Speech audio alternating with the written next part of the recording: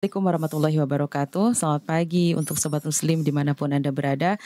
Senang sekali untuk hari ini seperti biasa di hari Rabu tepat 10 Juli 2024 dari jam 9 sampai pukul 10 siang nanti kita akan adakan talk show kesehatan dari RSUD Sekarwangi.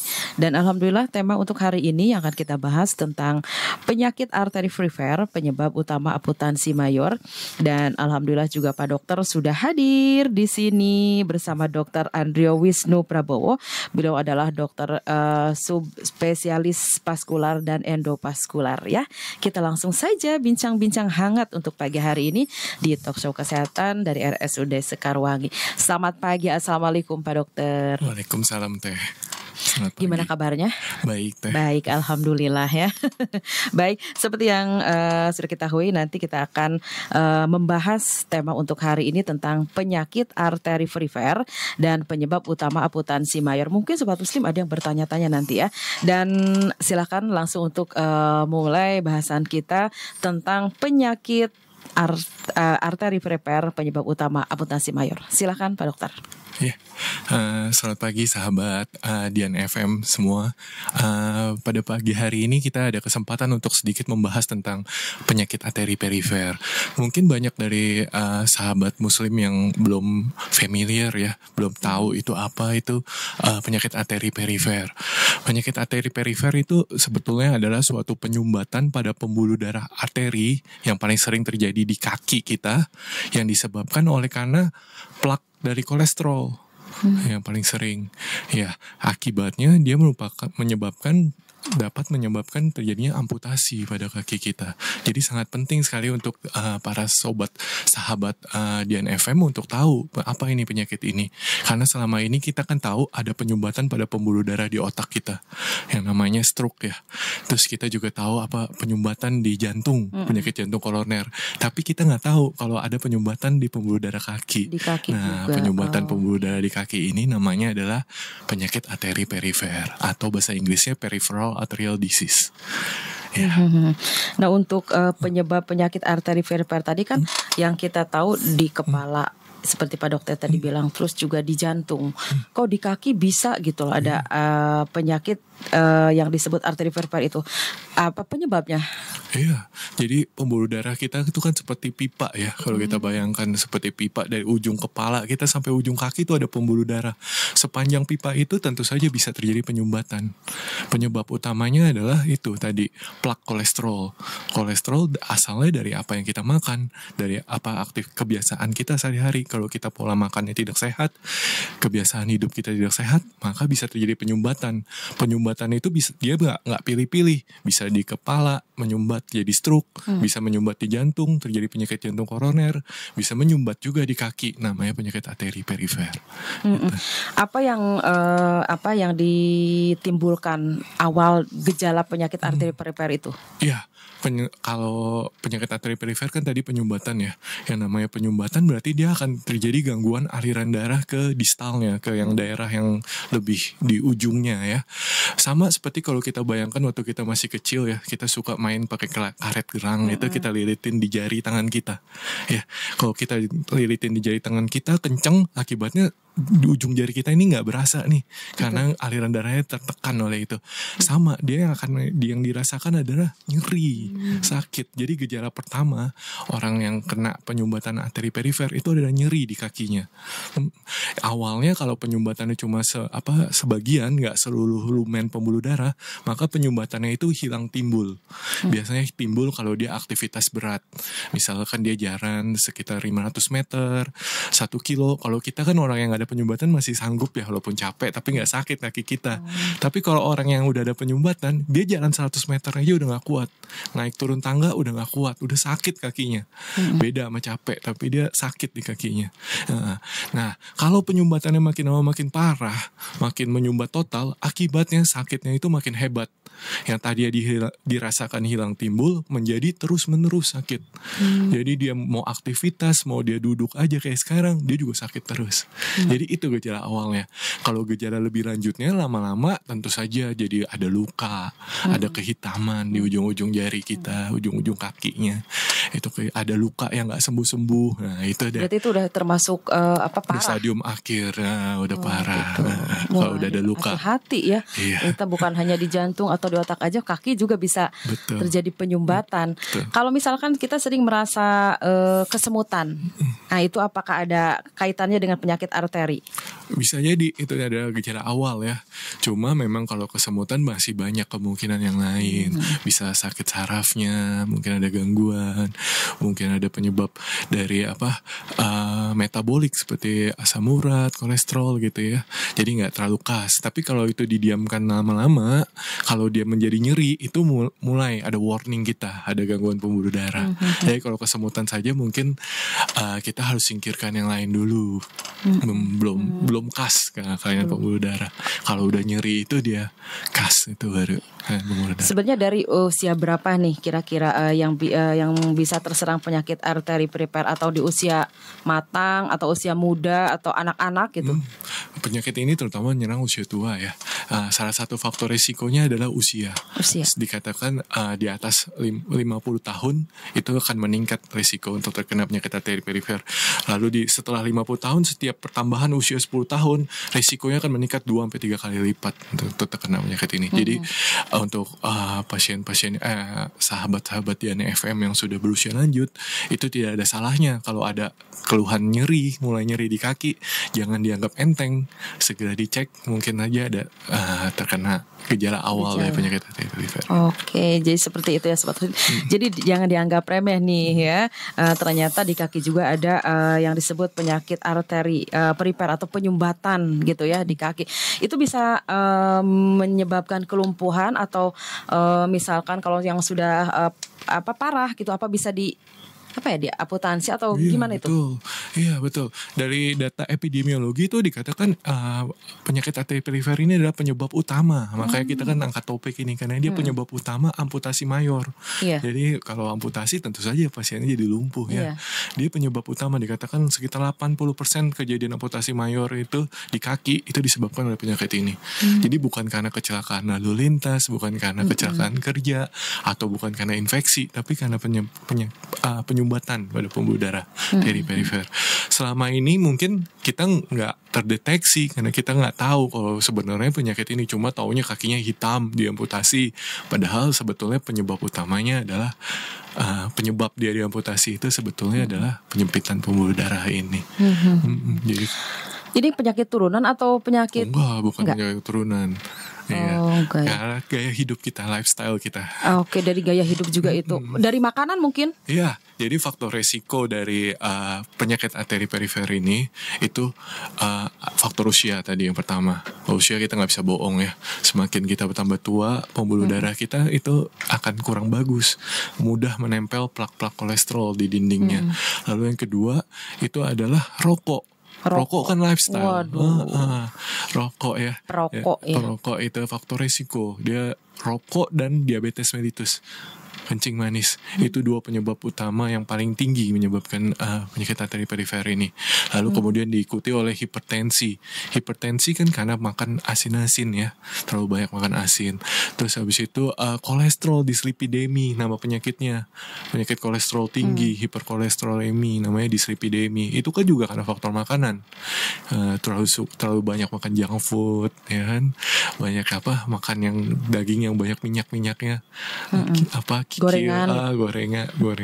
gorengan juga ya, seperti itu. Terus habis itu gagal ginjal juga faktor risiko untuk penyakit ini.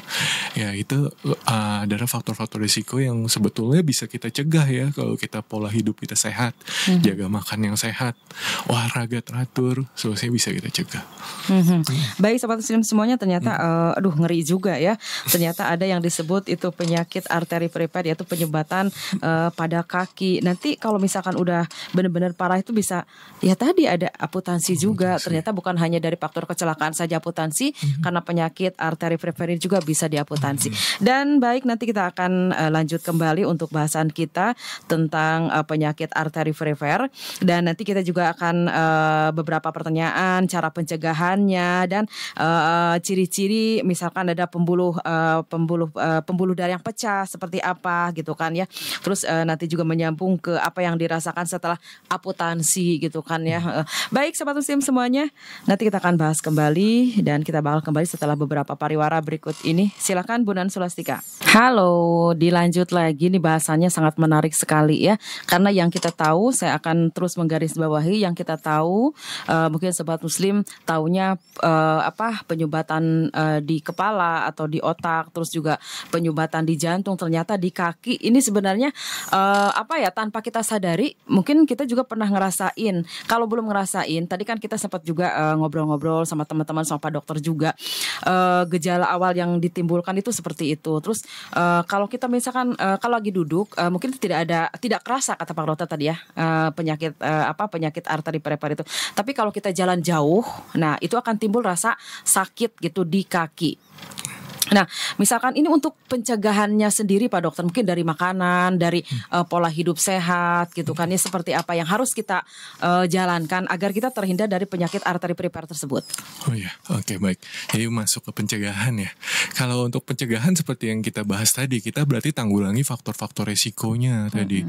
Kalau faktor resiko umur tentu kita nggak bisa apa-apain. Semakin lama semakin bertambah usia. Tapi kalau faktor resiko yang lain seperti kencing manis, itu kan bisa kita cegah, bisa kita kontrol lah setidaknya ya. Kalau kencing manis tentu saja ya, bagaimana cara mencegahnya? Kurangi makanan yang manis-manis, gula kalau bisa stop. Terus hati-hati makanan pokok kita, nasi itu juga sumber dari gula, jadi dikurangi makan nasinya. Lebih banyak mungkin makanan protein nabati maupun hewani, itu yang diperbanyak. Jadi sumber energinya dari protein, bukan dari nasi. Lalu yang kedua, faktor risiko kedua adalah dislipidemi. Dislipidemi kan karena kolesterol tinggi. Berarti kita pencegahannya adalah kurangi makanan yang berlemak, yang digoreng-goreng tadi.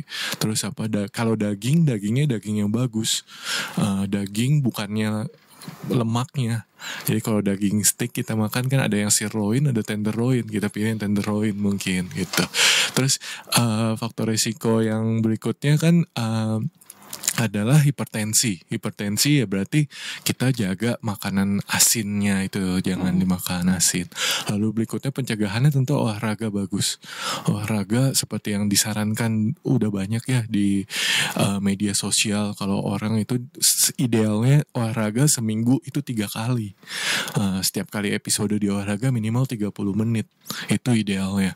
Ya, nggak perlu olahraga yang berat-berat seperti lari maraton, sepeda puluhan kilo, nggak perlu, cukup jalan kaki udah cukup 30 menit sehari. Itu minimal untuk pencegahan.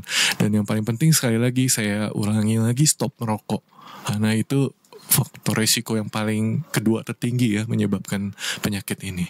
Ya mungkin itu pencegahannya ya Teh. Pencegahannya jadi pola hidup sehat memang harus diterapkan dari mulai sekarang. Apalagi sekarang kita udah tahu ternyata ada penyakit yang menyumbat kaki. Tadi kan sempat kita lihat juga ada beberapa gambar yang kalau memang udah penyakit yang sudah parah ternyata itu bisa menghitam kaki. Iya. Kalau sudah menghitam gitu itu udah masuk stadium mungkin ya Pak Dokter. Iya, nah itu harus diamputasi atau memang ada cara lain itu? Penanganan ya. Ya kalau kaki yang udah jadi dia ada stadium klinis betul tadi ya. Jadi stadium yang awal itu yang tadi kita bahas. Namanya claudication intermittent. Dia cuma nyeri. Nyerinya itu adalah saat dia aktivitas. Jadi beda sama nyeri-nyeri yang lain. Mungkin banyak kan kita ada kenal penyebab nyeri di kaki. Misalkan perkapuran yang sering orang keluhannya nyeri di lutut ya kan. Terus misalnya nyeri karena asam urat, nyeri karena kolesterol, orang awam bilangnya seperti itu. Itu kan khas tuh, nyerinya ada nyeri terus-terusan. Kalau penyakit arteri perifer, nyerinya itu khas. Dia itu nyerinya saat aktivitas. Jadi kalau jalan jauh, naik turun tangga dia baru nyeri. Dan khasnya adalah kalau dia istirahat nyerinya hilang. Sedangkan kalau yang karena perkapuran, karena lututnya sakit, itu kan dia nyeri-nyeri terus-terusan. Kalau istirahat pun nyeri, aktivitas makin sakit. Kalau ini berbeda itu. Stadium awal tuh itu. Kalau dia makin lama, makin parah, didiamkan, dia akan masuk stadium lebih lanjut. Stadium lebih lanjutnya adalah nyerinya akan menetap. Rest pain. Jadi saat istirahat pun nyeri. Yang tadi baru nyeri kalau aktivitas, sekarang nyeri saat istirahat pun nyeri. Kalau didiamkan lagi, masuk ke dalam stadium akhir yang tadi, yang kakinya udah menghitam. Itu yang akhirnya menjadi menyebabkan terjadinya amputasi. Gitu. Jadi stadiumnya itu. Penanganannya tentu berbeda setiap stadium. Kalau stadium awal dia datang saat masih claudication intermittent, nyeri hilang timbul, itu bisa pakai obat, nggak perlu operasi. Tapi kalau udah masuk ke resting pain atau bahkan udah sampai luka yang hitam, tentu kita harus ada tindakan pembedahan. Jadi sangat disayangkan kalau pasien datangnya udah di stadium lanjut. Bahkan kalau yang udah hitam, akhirnya ujung-ujungnya amputasi. Untuk di amputasi sendiri kita harus kemana nih? Di Sekarwangi sendiri ini sudah tersedia nggak Pak Dokter nih? Kalau misalkan ada yang memang sudah Pak Dokter sendiri sudah pernah menangani pasien yang memang diamputasi di sini apa gimana? Ya banyak kasusnya di kita. Namun sayangnya yang datang ke kita kebanyakan ya itu betul yang udah stadium ujung, udah stadium akhir, yang udah hitam. Itu sangat disayangkan karena kita pengennya kan pasien kita datang pada stadium awal saatnya masih nyeri hilang timbul, dimana yang tadi kita udah bahas kalau nyeri hilang timbul penanganannya cukup obat-obatan, nggak perlu pembedahan, nggak perlu apa. Kalau dia udah masuk ke stadium lebih lanjut yang resting pain atau udah ada luka, nah itu baru kita masuk tindakan pembedahan. Tindakan pembedahannya kita ada di Sekarwangi ini, kita udah ada tindakan endovaskuler namanya. Tindakan endovaskuler itu tindakan minimal invasif. Jadi kita nggak ada sayatan lagi. Kalau dulu kan orang kenalnya operasi itu dibelek sayatnya panjang, serem ya, sakit, serem. Kalau sekarang nggak ada sayatan. Jadi kita bisa terapi dengan terapi endovaskuler. Pembuluh darah yang menyempit atau tersumbat itu akan kita balon, kita tiup dari dalam. Jadi akhirnya melebar kembali. Itu. Jadi akhirnya kita harapkan setelah pembuluh darah di balon, darahnya bisa mengalir kembali sehingga kakinya nggak jadi hitam, nggak jadi diamputasi. Nah itu sudah ada sekarang kita di Sekarwangi. Jadi kalau alhamdulillah, jadi kalau pasien-pasien datang terutama pada stadium-stadium awal, kita bisa menangani pasien secara lebih baik. Jangan diamputasi. Kalau diamputasi itu semua dokter kayaknya bisa mengerjakan, bukan cuma kita. Aduh, ngeri ya. Aduh, ya Allah Gusti. Oke, Sobat Usim semuanya, mungkin Sobat Usim ada yang ngerasakan hal-hal yang disebut tadi bicara kita tentang penyakit arteri perifer ya di hari ini. Mungkin ada yang bertanya, Bu Nan dari studio, silakan.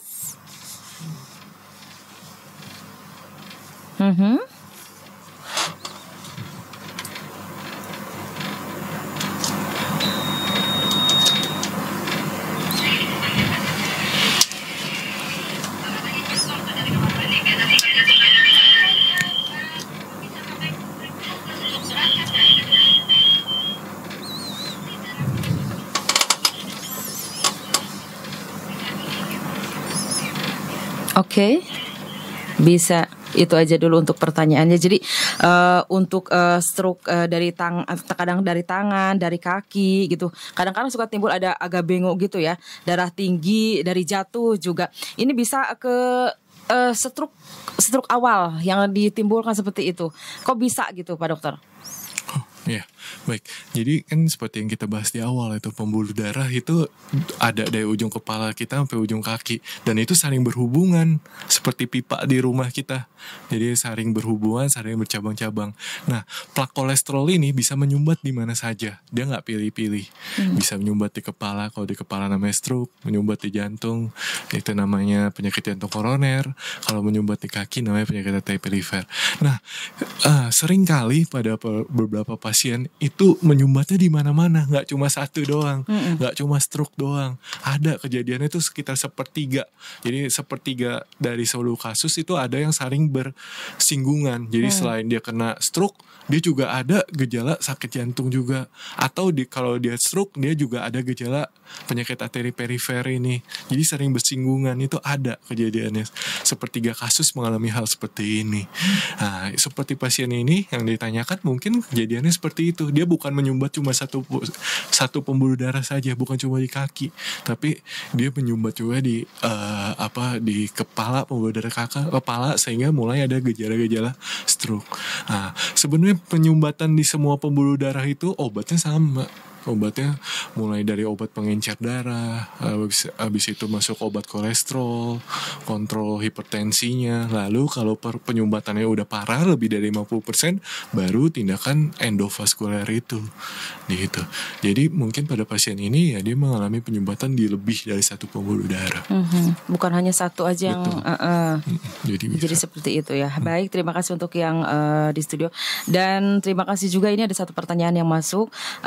Ini penyakitnya memang berawalnya dari gula ya, karena memang dirasakannya tidak terlalu diperhatikan karena nggak tahu kenapa. Jadi akhir-akhir ini sekarang tuh udah ngerasa parah Pak Dokter. Bahkan penglihatan pun dari mata pun udah putih gitu ya, sudah kabur kayak gitu. Nah sekarang itu timbul di kaki. Nah kaki itu kayak semacam tadi ada kehitam-hitaman, terus ada juga luka-luka. Nah itu kalau sudah luka-luka gitu, apakah perlu diamputasi atau ada cara lain tuh Pak Dokter? Ya, kalau penyebabnya diabetes mellitus, ya itu kita sebutnya namanya kaki diabetik ya. Kenapa kita sebut kaki diabetik? Karena dia selain menyerang pembuluh darah, jadi diabetes mellitus itu selain menyerang pembuluh darah, dia juga menyerang organ-organ yang lain, yaitu saraf terutama kena juga dari kaki diabetik ini. Ya, jadi pada kasus ini menimbulkan luka bisa karena sarafnya yang terganggu, bisa juga karena pembuluh darah yang terganggu. Itu yang pertama yang harus kita pastikan dulu, apakah pada pasien ini lukanya karena pembuluh darah atau karena sarafnya. Nah, lalu kita treatmentnya tentu berbeda. Kalau misalkan karena sarafnya mungkin cukup dengan rawat luka, dengan perawatan luka saja, dioperasi dibersihkan lukanya, itu cukup. Tapi kalau karena pembuluh darah, berarti dia selain perawatan luka, dia juga harus tindakan yang tadi endovaskuler itu, atau dikasih obat-obatan untuk pengencer darahnya gitu. Amputasi saya rasa itu kalau memang udah terpaksa kita baru kerjakan. Kalau memang udah nggak bisa dipertahankan lagi baru kita kerjakan. Tapi kalau masih bisa kita pertahankan, kita usahakan untuk pertahankan. Itu sih kalau kencing manis. Oke, kalau terlanjur di amputasi, apa yang dirasakan setelah amputasi itu? Setelah amputasi ya tentu saja pasien akan melakukan nyeri ya. Karena luka amputasi kan kita udah nggak normal lagi, udah nggak fisiologis lagi. Pasien tentu aja mengalami nyeri. Yang tadinya kakinya utuh, semua saraf-saraf, semua tulang terlindungi oleh kulit kita. Setelah diamputasi kan dia akan tidak terlindungi lagi, tidak akan terbungkus secara optimal lagi. Itu kan menyebabkan nyeri. Nyerinya bisa berbulan-bulan dirasakan oleh pasien. Oleh karena itu kalau udah diamputasi, kita penanganannya nanti akan kolaborasi multidisiplin. Jadi bukan cuma ditangani oleh dokter bedah, nanti ditangani oleh dokter saraf, dokter rehab medik, dokter penyakit dalam tentunya, karena penyakitnya sudah terminal ya kalau udah amputasi itu. Kalau sudah diamputasi itu karena memang banyak sekali penanganan ya dari tadi dari syarafnya dari itunya, itu bisa sembuh total nggak dok? Gak bisa dong, iya. Jadi jangan khawatir kalau misalkan sahabat Dian FM ini kalau udah sakit walaupun udah parah, tetap datang lah ke dokter. Jangan sampai udah parah, udah telat, jangan. Tetap kita bisa tangani secara baik. Kayak yang udah diamputasi, jangan khawatir. Udah diamputasi itu nanti kita bisa rawat luka dengan baik, kita kontrol pembuluh darahnya, kontrol gulanya. Kalau sudah baik, kita bisa bikin protese kaki palsu. Jadi pasien tetap bisa kembali ke aktivitas ini seperti sebelum sakit. Walaupun mungkin nggak seperti sedia kala ya, tapi setidaknya bisa kembali ke aktivitasnya lagi minimal ya. Gitu. Untuk tadi masih membahas tentang amputasi. Untuk proses amputasi sendiri seperti apa dan bagaimana nih Pak Dokter? Proses amputasi ya kita potong semua bagian yang kehitaman ya, udah non vital ya, kaki kita yang udah mati jaringannya, terpaksa harus kita buang. Proses amputasi itu bisa berbagai level, bisa mulai ujung jarinya doang kalau memang yang hitam cuma jari, bisa juga sampai di bawah lutut atau bahkan di atas lutut gitu amputasi. Iya. Dan ini juga ada satu pertanyaan. Assalamualaikum, selamat pagi Bu Naslastika, Tevina dan juga Pak Dokter. Semoga kabar sehat. Ini mau bertanya katanya, kalau sudah jongkok lama, berdiri pusing, kepala kayak oleng gitu ya. Ini terima kasih, apa kurang darah? Apa kurang apa ya? Terima kasih untuk Kang Basit dari Pabangbon, kawasan Bogor. Dari jongkok, terus kadang kepala suka oleng kayak gitu. Ya, kalau gejala keluhan seperti ini ya kita harus hati-hati juga ya. Bisa juga betul seperti yang tadi dibilang kadar hemoglobinnya itu rendah ya. Nama penyakitnya anemia, kurang darah. Jadi dia menyebabkan dia dengan aktivitas yang ringan seperti tadi cuma duduk lama terus berdiri itu dia jadi pusing. Itu bisa seperti itu juga, bisa banyak kemungkinan yang lain. Bisa saja dia mengalami gangguan saraf seperti yang namanya vertigo nama penyakitnya, karena perubahan posisi dia akan mengalami keluhan seperti pusing berputar gitu ya, disertai keluhan mual seperti itu.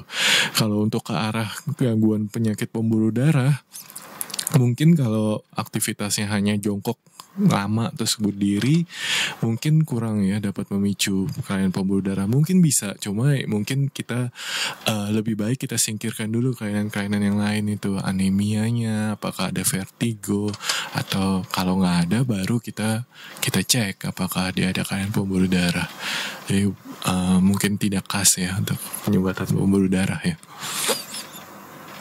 Oke, terima kasih untuk Kang Basit dari Pabangbon, kawasan Bogor. Terima kasih.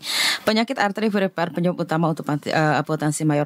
Jadi untuk sobat muslim semuanya dimanapun Anda berada yang sedang menyimak acara talk show kesehatan dari RSUD Sekarwangi, kalau memang sudah merasa gejala-gejala tersebut, alangkah baiknya kita lalu periksa. Untuk praktek sendiri Pak Dokter di Rumah Sakit Sekarwangi kira-kira hari apa? Kita dokter bedah vaskuler, ada dokter Dani dan ada saya, dokter Andrio Wisnu. Kita ada poliklinik setiap hari Senin dan Rabu mulai jam 9 pagi sampai jam 12 siang. Lalu kita juga untuk pelayanan emergensi kita ada standby setiap harinya, Senin sampai Minggu kita ada emergensi. Kasus-kasus yang emergensi yang butuh penanganan segera bisa kita tangani sepanjang hari. Mantap banget, jadi memang sudah tersedia di sini ya. Jadi kita nggak usah kemana-mana, langsung saja ke Sekarwangi, Cibadak. Dilanjut kembali, silakan untuk obrolannya tentang penyakit arteri perifer penyebab utama amputasi mayor. Silakan Pak Dokter. Iya, mungkin sebagai penutup ya Teh ya. Saya penutup mungkin sebagai kesimpulan penyumbatan pembuluh darah arteri perifer ini itu insidennya semakin lama semakin meningkat seiring dengan kejadian angka harapan hidup kita semakin meningkat ya. Angka harapan hidup di Indonesia kan meningkat dari dulunya 68 tahun sekarang udah mulai naik jadi 70 tahun. Tentu saja kan tadi faktor risiko usia, semakin tinggi usia insiden meningkat. Jadi insiden terjadinya penyakit arteri perifer ini semakin lama semakin meningkat dari tahun ke tahun. Sehingga kita harus lebih aware, lebih peduli terhadap penyakit ini, karena nanti kalau kita tidak peduli kita akan datang pada stadium yang udah telat, udah lanjut, kakinya udah hitam. Kalau udah stadium lanjut kita nggak bisa berbuat apa-apa, kita cuma bisa amputasi. Tapi kalau kita lebih aware, kita lebih peduli, mulai datang dari stadium awal, dari hanya nyeri yang hilang timbul, itu kita bisa tangani dengan obat-obatan bahkan. Jadi pasien akan terhindar dari kejadian amputasi. Lalu berikutnya adalah kita di Rumah Sakit Sekarwangi ini kita sudah bisa menangani semua stadium dari penyakit arteri perifer ini. Baik itu stadium awal tentunya kita sudah bisa tangani. Bahkan di stadium akhir pun yang butuh tindakan endovaskuler atau kateterisasi kita sudah punya alatnya, kita sudah siap dan kita bisa tangani pasien sehingga hasilnya tentu outcome-nya kita harapkan pasien tidak jadi diamputasi. Ya, itu saja. Oke, terima kasih untuk hadirnya di talk show kesehatan bersama Dr. Andrio Wisnu Prabowo yang alhamdulillah hari ini kita sudah berbincang-bincang banyak tentang penyakit arteri perifer penyebab utama amputasi mayor yang kita live on juga dari 90,2 di NFM untuk hari Rabu tanggal 10 Juli 2024. Terima kasih banyak Pak Dokter untuk hadirnya hari ini. Insya Allah mungkin di lain waktu kita bisa ketemu dengan tema yang lain ya Pak Dokter. Oke, terima kasih Sobat Muslim semuanya. Hari ini sudah kita simak bersama-sama di talk show kesehatan dari RSUD Sekarwangi tentang penyakit arteri perifer penyebab utama amputasi mayor. Terima kasih juga untuk Bu Nan Sulastika yang sudah bertugas di studio Radio FM. Di sini juga ada Vina MG, ada Bapak Kohir Kalap, ada Om Bima, terima kasih. Ada juga Sarah, ada juga buat Ibu Ambar dan Ibu Neng, semuanya ada yang sudah hadir di RSUD Sekarwangi. Saya Vina MG mengucapkan banyak terima kasih kasih atas kebersamaannya. Selamat siang dan wassalamualaikum warahmatullahi wabarakatuh.